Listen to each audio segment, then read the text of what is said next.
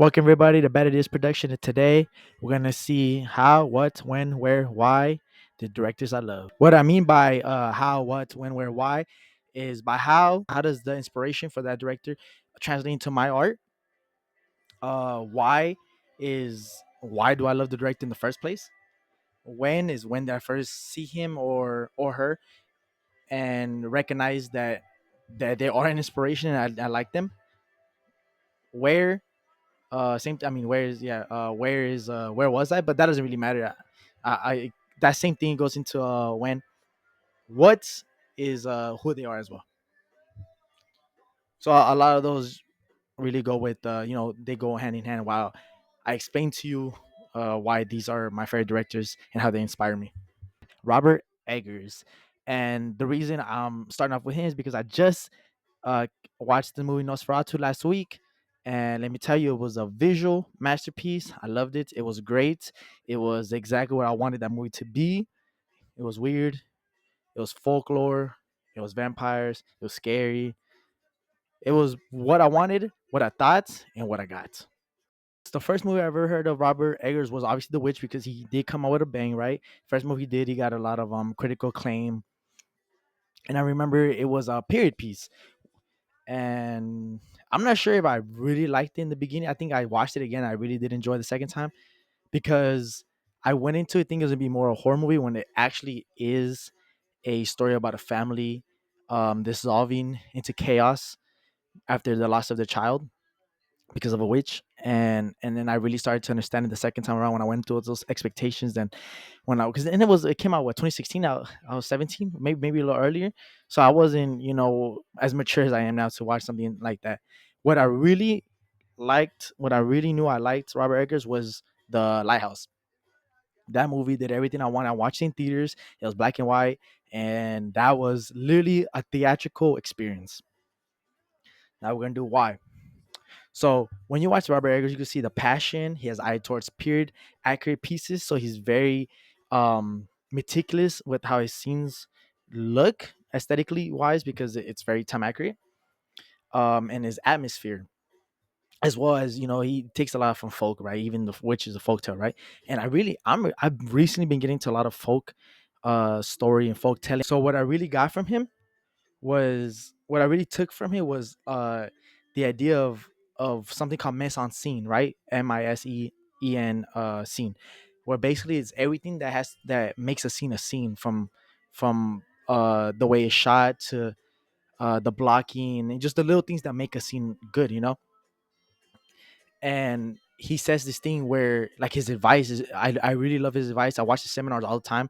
His like conversation. One of his best screenwriting tips is research, research, research. He's a really, really heavy research dude, and that stops him from having writer's block because once he has writer's block, as soon as he feels stuck, he just goes. He has a notebook filled with research that helps you or guides you or inspires you to continue writing something that at least keeps the pen going, right? Keeps the pen moving. I watched this video recently where he basically said that there are no accidents. He doesn't like accidents when scenes happen. That everything he happens to be everything that's happens in the movie is not by accident.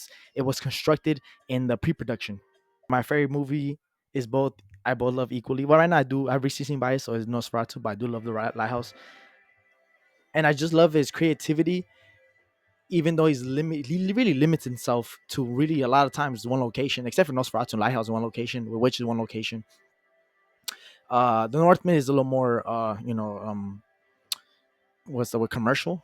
The next director and one I think one of the original directors I've ever loved without even knowing I love them was Sam Raimi, and it has to be because of the Spider-Man trilogy. Of course, one of the first super movies I've ever seen was Spider-Man 3, right? Not the best one, but that made me go into well, obviously I've had to watch Spider-Man 1 and 2 before prior to Spider-Man 3, but that just being nostalgia and just one of the first superhero movies I've ever seen at the time. It makes me like Spider-Man 3 than I assume most people would because it's obviously touted as one of the not worst movies, but a mess.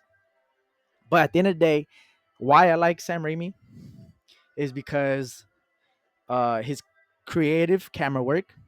He's very lighthearted. He sticks to comedy, and even in his horror stints, he has a lot of slapstick comedy, like Evil Dead 2, right, which is a masterpiece. My favorite horror movie from his. as well as Drag Me to Hell is really good as well. Um, how does this translate into my art? Is that a lot of times when I make my movies as well, I try not to succumb to the darkness of it all. But I have to remember that movies are escapism. At least to me, it is. And even in the most darkest time, we could find humor, right? And some sort of silver lining and sunshine in such times. Because that's real life is, right? In real life, there's no such thing as always sad, always moody. There's always, real life, just comedy, right? Real life nature, human nature. And that's why I really try to impose into my scripts as well. And I think that answers most of those questions. Yes, how, when, where, why. Oh, a great example of one of his like lighthearted moments would be in Spider-Man 2. There's a scene where he finally, Spider-Man no more, right? He's very famous. And basically, like literally the next scene when he understands that he's not only Spider no more, he goes back into his like normal. Like we have like a montage of a normal human, Peter Parker um activities, and the song behind it is rain just keep falling on my head, and then there's literally a scene where it does a one of those, a stop frame like that. Isn't that insane? Like that's to me is insane. Very it's very an epitome of what this director is. Also, I love Doctor Strange because, like I said, uh you see all those Sam Raimi-isms in that film as well. All right, next up on the chopping block. No, I'm just kidding. It is Guillermo del Toro. So the first time I ever seen Guillermo del Toro, I wanna say was Hellboy 2. And or maybe was it Blade 2? I don't remember. But yeah, I think it was Hellboy 2 because I think I went to watch it like 2007, 2008, whenever that movie came out. And I ended up watching Blade 2 because of that. And I went down the Guillermo del Toro hole. And my favorite movie has to be Pinocchio, the one that just came out, the animated one, right? I watched that movie. I literally told my friend to watch it. That fool sends me a picture of him crying. That's how good that movie is because I was crying as well. This movie is depressing, great. It's human nature. It's all in anime, right? Now I'm not saying that animation don't make you cry. A lot of movies make you cry. Toy Story, right? But I'm saying that he literally all of his movies are filled with passion, as well as well, all of his movies feel like fairy tales. To be honest with you, they're like Pan's Labyrinth. They're all dark fairy tales, and he loves to find the monster, the human in the monster, like Frankenstein. He always says that he loves Frankenstein. That he wants to make it one day into a movie, and I hope he does. Right, like Robert Eggers with Nosferatu, Guillermo del Toro with Frankenstein, and Shape of Water. Perfect example. Shape of Water is one of the best movies. I literally have I drew my own little Shape of Water poster. I have it. I can't find it right now, but I have it somewhere. And I just love that movie a lot because it really shows the humanity in this monster and the love within. It's like a Beauty and the Beast type situation. So you could really sense his love of cinema, and that's where he's one of the reasons I started watching old movies, because you have to be in tune with cinema to make cinema. And that's something I really, really enjoy, and I love watching the cinema. I can watch this man talk all the time. He's very educated and knowledgeable about the medium. He influences me and inspires me to put stuff into my movies that relate towards me, such in the way of my culture, my experiences, and just my soul and my scripts, right? I love the Guillermo del Toro. I love him. Jordan Peele. So now look, I think we all understand where we first saw Jordan Peele, right? Key and Peele. We saw him as a comedy. And now look, I misjudged. He's really funny. I love the comedy. I love, Key and Peele. I watch all the time, on Hulu. But I never expect him to be one of the best horror movie directors, of date. So when Get Out came out, I had little, okay, I don't want to say I had little uh expectations, but I did. I ain't gonna lie. First, the title, not good. I don't like the title. I don't like none of his titles. But I tell you what, when I came out that theater, you know, sealed shut, all my complaints out the window. It was amazing. It was great. And Us wasn't my favorite. I love the twist though. Didn't see it coming whatsoever. But my favorite movie of his is Nope. And Nope cemented him to me as one of the best horror directors out there, because not only did he make a horror movie that was great and scary, he made a spectacle, right? Which, as you watch the movie, you understand. He made a spectacle. He made kind of a Christopher, to me, that's if Christopher Nolan made a horror movie, that's what that movie would look like. He even got the same cinematographer. So why I love him and why he inspires me is the, so we all know he's very funny. He says social commentary. It's very well. He implements it very well. He does have like a Twilight Zone type vibe, which I do like the Twilight Zone, Creepshow, all that stuff. And I love that we saw his maturity on screen from King Peele to a literally Oscar winning first time horror movie director. And I think that something that goes underrated for him is his visuals. We don't really talk about his visuals a lot. Like, you don't think about King Peele, you think about social commentary, but I think about his visuals. That's something that I want to implement in my movies or in my scripts, because one of the best examples is when in Get Out, the sunken place, right? Like, it's so iconic now. I think so. When you think of iconic horror imagery in the past 10 years, is Get Out in the sunken place. And something that I do learn from him is to embrace change, to embrace change as you mature, and understand that we do change as people, and that we have to apply these changes into our scripts. So yeah, I do love Get Out, but Nope is my favorite movie of his, hands down. And the final director that has inspired me is Hayao Miyazaki. Right, we all know Studio Ghibli. We all love Studio Ghibli. We know what it is. The first time I watched him was, I think it was Spirited Away when I was a kid. So I didn't really get to, you know, um, it was more surface level. Like, everyone likes, Spirited Away when you're a kid. You watch it and it's nice, creative, it's fun, it's a good story. It's great, right? But when I was an adult and I really started to understand what he was doing, and we had to analyze for school when I was in college, or what was I in high school? I don't remember. No, I think I was in college. I was in film class, and we watched Spirited Away again. And I did a trivia, and I won that. I won the game. And then I think I was like 19, or no, I was like 18. And then I ended up, because of that, I went on a binge of all the Studio Ghibli movies, and my favorite movie is Princess Mononoke and The Tale of Princess Kaguya. Now, one day I do want to do like a review or analysis of The Tale of Princess Kaguya, because it's one of my favorite movies. It's one of the first anime movies that ever made me cry, and I will never forget it. It literally left an impact on me. Wait, when did that movie come out? Because now I think I'm lying.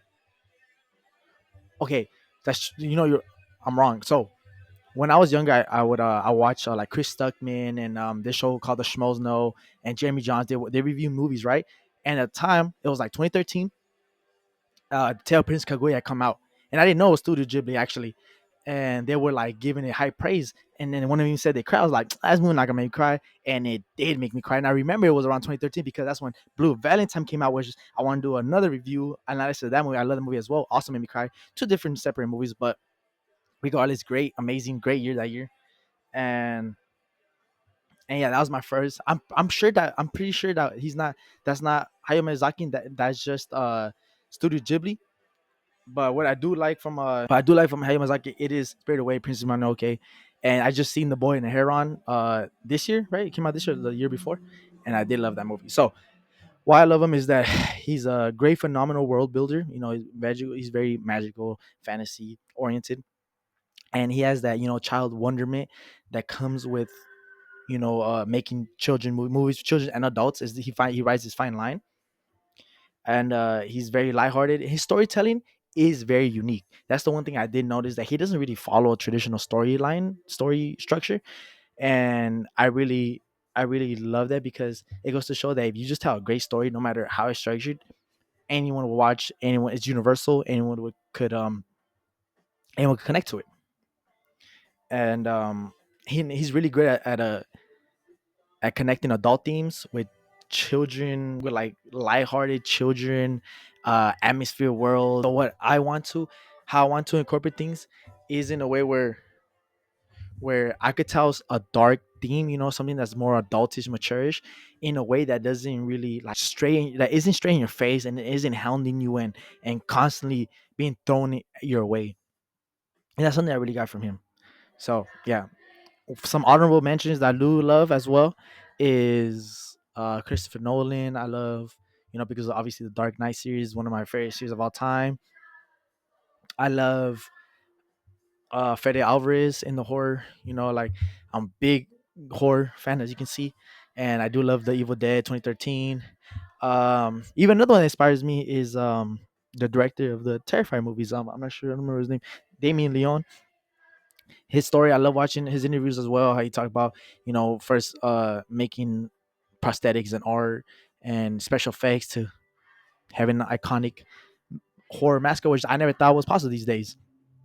And of course, Wes Craven, one of the best horror movie directors of all time. He did Scream. He did Nightmare on Elm Street. What more can you say about this guy? So yeah, hopefully you guys learned a little more about me. Bad Ideas Production.